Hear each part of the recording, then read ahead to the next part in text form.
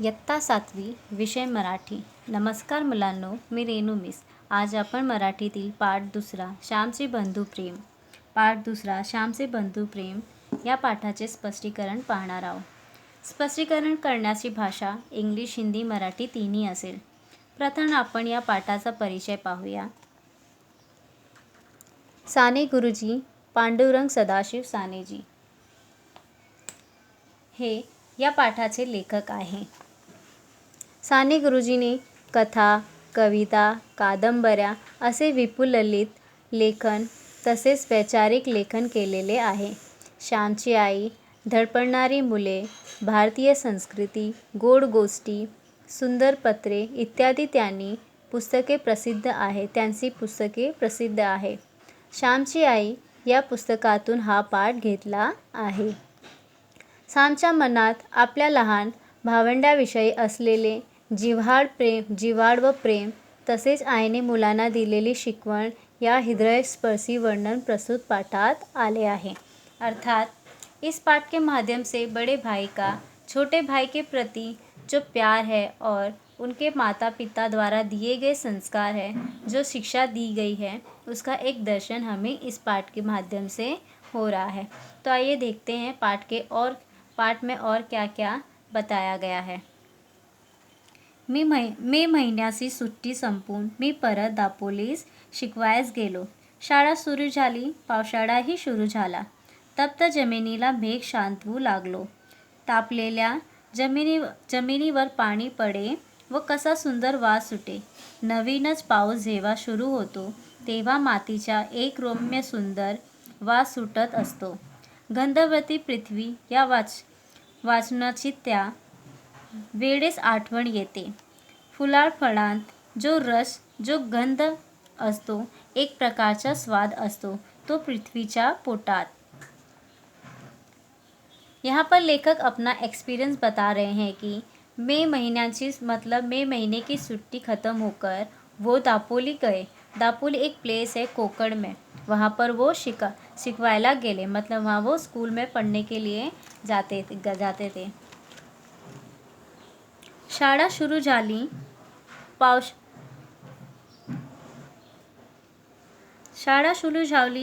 सुरू झाला.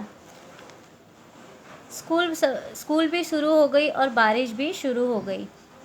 हमें भी पता है जैसे बारिश जून में हमारा स्कूल खुलता है, हमारा पर्सनल एक्सपीरियंस है. जैसे स्कूल खुलती है उस समय बारिश भी शुरू हो जाती है.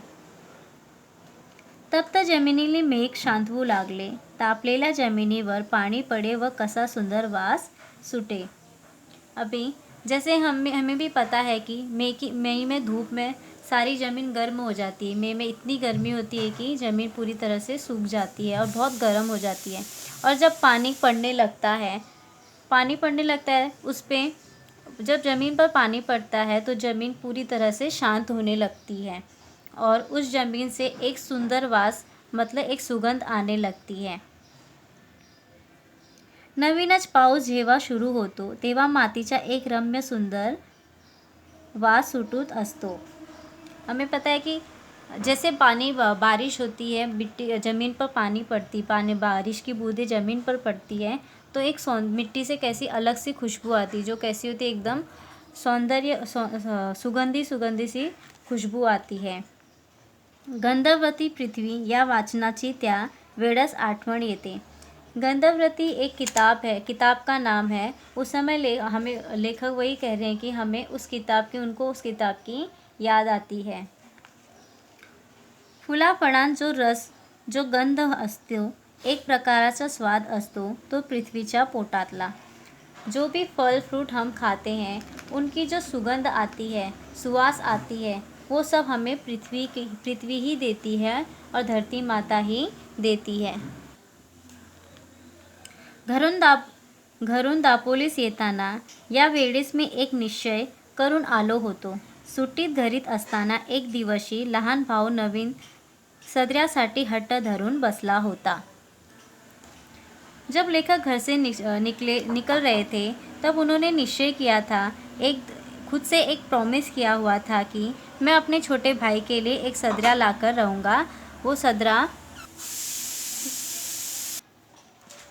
सदरा मतलब कुर्ता ला के रहूँगा, क्योंकि वो हमेशा अपनी माँ के पास, छोटे जो उनके बंधू थे, जो उनके भाई थे, वो अपनी माँ के पास नवीन कुर्ता म्हणजे नवी सदऱ्यासाठी ते हट्ट करायचा आहे.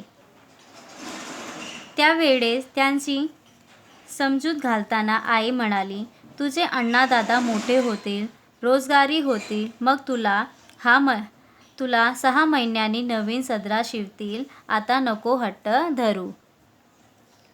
यहाँ पर लेखक का छोटा भाई जिद कर रहा है कुर्ते के लिए, और उसको समझाने के लिए उनकी माता ने उनको बताया कि बेटा, जब तुम्हारा बड़े भाई बड़े हो जाएंगे, तुम्हारे दादा बड़े हो जाएंगे, दादा मतलब बड़ा भाई, जब वो बड़ा हो जाएगा, जब उसको काम मिलेगा, जो रोज़गारी मिलेगी, रोज़गारी मतलब कोई काम धंधा मिलेगा, तब उनको पैसे मिलेंगे, उसके बाद 6 महीने के बाद तुम्हारे लिए नया कुर्ता सिल देंगे, तब तक तुम जिद करना करो, तू हट्ट करू नको. हट्ट म्हणजे जिद. यहाँ पर उनकी माँ ने जो उनको समझाया था, इस बात को ध्यान में रखते हुए लेखक ने अपने मन में ठान ली थी की मैं अपने भाई के लिए नया सदरा म्हणजे नवीन कुर्ता शिवून देणार. मित्रांनो, माझा लहानपणी कपड्यांचे बंड फार माजले नव्हते. आम्हाला कोट माहीत नव्हता. कितक्यात सदराही 1-2 वर्षांनी नवीन मिळवायचा. थंडीच्या दिवसांत धोर चौघडी घालून गाड्याशिवाय बांधून शाळेत जायचे. मफलर नव्हते, जॅकेट नव्हती, गरम कोट नव्हते. मित्रांनो, माझ्या लहानपणी कपड्यांचे बंड म्हणजे तेवढी फैशन नव्हती. उस समय इतना फैशन नहीं था. लेखक को उतना फैशन नहीं पता था. इथे लेखक म्हणतात, उस समय उनको फैशन नहीं पता थी. उनके टाइम में इतना फैशन नहीं. बंड म्हणजे कपड्यांचे बंड म्हणजे की फैशन. उनको नई फैशन नहीं पता था. उनके पास कोट नहीं थे, उनके पास मफलर नहीं था. उनको इन सब चीज़ों का कोई ध्यान, वो मतलब उस समय इतनी फैशन नहीं होती थी, इसके लिए उनको इन सब चीज़ों का कोई ध्यान ही नहीं था, कोई नॉलेज नहीं था. माझ्या धाटक्या भावाचा सदरा फाटला होता. आईने त्याला 2-3 गाबड्या लावल्या होत्या. गाबड्या म्हणजे अलग कपड़े का टुकड़ा जॉइन करके दिया था. मतलब जैसे कपड़ा फट गया तो उसमें अलग कपड़े का जॉइन करके उसको सिल के दे दिया था उसकी माँ ने. आपल्या भावास नवीन कपडा शिवून न्यायचं असे मी ठरवून आलो होतो, परंतु पैसे कोठून आणवायचं.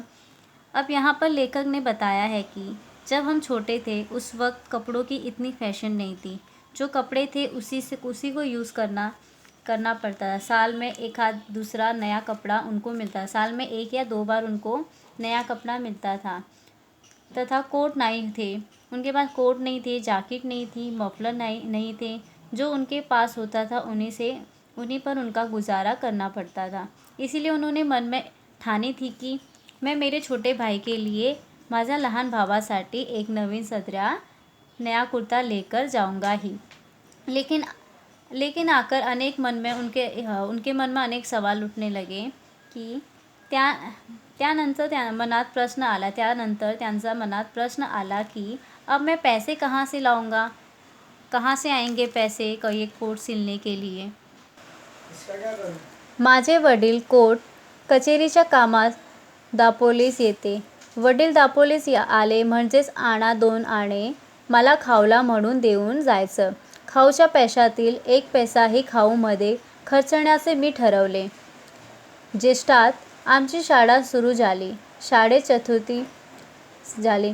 गणेश चतुर्थीला 3 महिने होते. तेवढ्या महिन्याचा या खाऊच्या पैशात रुपयाभर जमवला असता गणेश चतुर्थी धाटक्या भावास कोट किंवा सदरा शिवून न्यायचं असे मी मनात निश्चित केले. माझ्या वडील कोट कचेरीच्या कामात दापोलीस येत. वडील दापोलीस आले म्हणजे आपण 2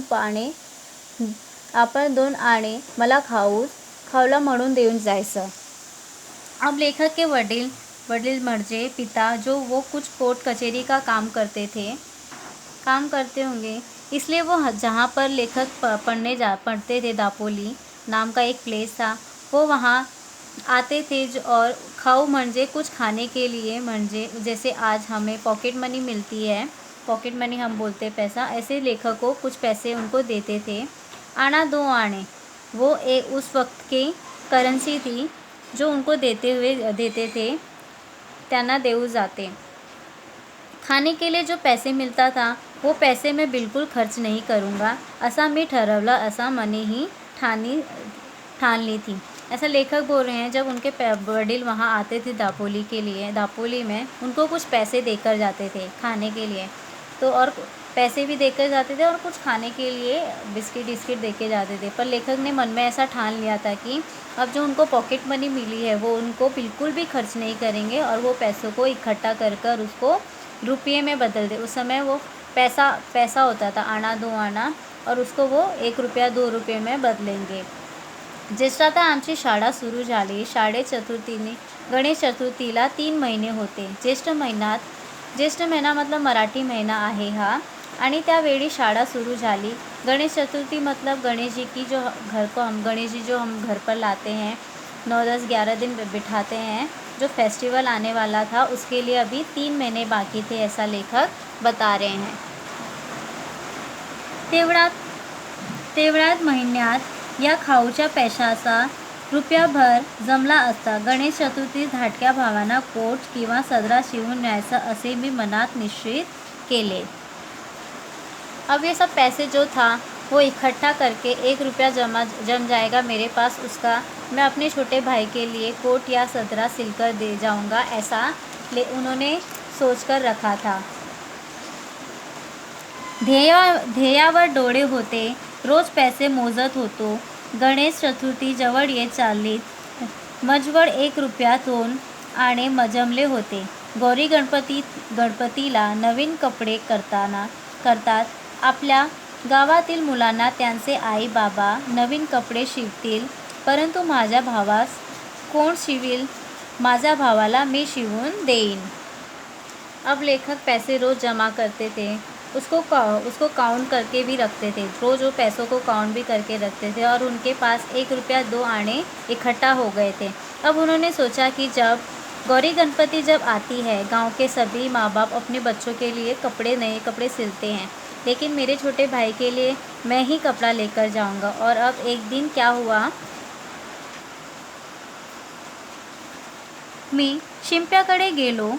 माझ्या भावाचा वयाचा एक मुलगा मी बरोबर घेऊन गेलो।